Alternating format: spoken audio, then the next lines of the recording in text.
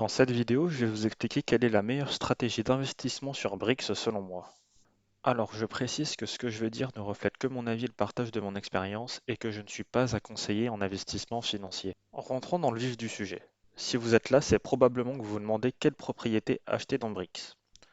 Et pour vous aider dans votre choix, Brix met à disposition pas mal de données sur les biens immobiliers, y compris des données financières.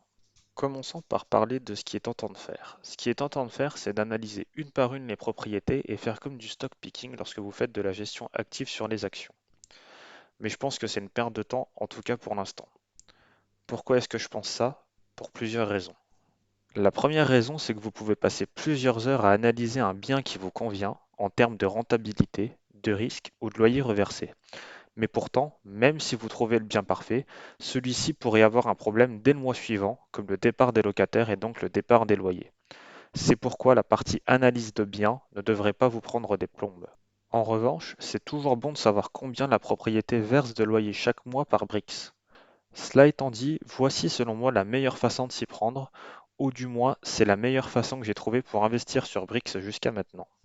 Alors certes, Brix est encore un jeune projet, mais il y a déjà pas mal de propriétés à vendre sur la marketplace. En plus, on peut assez facilement trouver des lots d'une seule brique.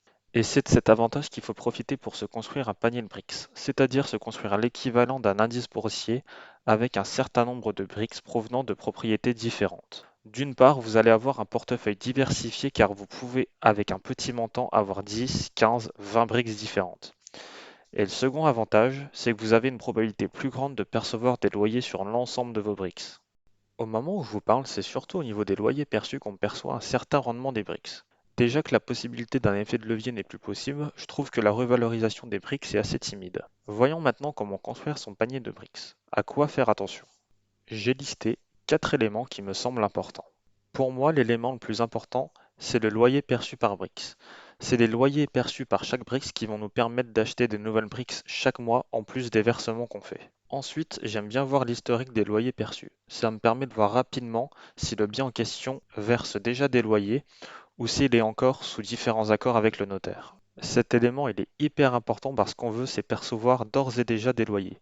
Comme l'effet de levier n'est pas possible et que la revalorisation des immeubles est assez timide encore sur Brix, ce qu'on veut c'est percevoir les loyers le plus rapidement possible. Ce qui est important de retenir ici, c'est que c'est la vitesse à laquelle vous allez percevoir les loyers sur Brix qui va être la majeure composante de votre revenu et de votre rentabilité. Le troisième élément, c'est la zone géographique. Il faut savoir que dans l'immobilier, il n'y a pas un marché, mais il y a des marchés immobiliers. Acheter différents biens dans différentes zones géographiques, ça va vous permettre de diversifier bien plus votre portefeuille, parce que selon la zone géographique, les lois sont différentes. Avec Brix, pour l'instant, vous pouvez soit investir en France, soit au Portugal.